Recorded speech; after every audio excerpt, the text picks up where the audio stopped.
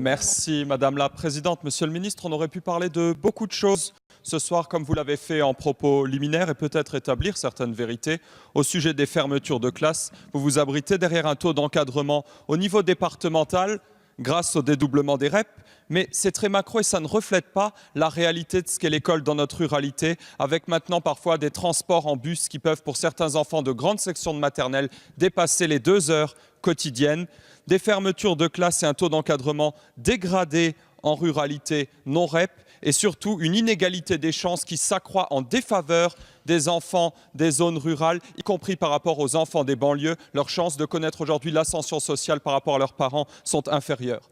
Nous aurions pu parler de la réforme des lycées, qui va générer des inégalités sociales en déstructurant les filières, en défaveur, encore une fois, des enfants issus des milieux les moins favorisés, et surtout renforcer les inégalités territoriales, car les territoires périphériques sont les grands oubliés de certaines options, notamment le numérique ou les langues, et c'est bien le comble à un moment où on parle de fracture numérique. Mais nous voilà donc à l'article 1er de cette loi. Et vous débutez avec votre point fort, puisqu'il s'agit purement d'un article de communication, et c'est la seule matière où vous obtenez la moyenne depuis votre nomination. Rien de concret.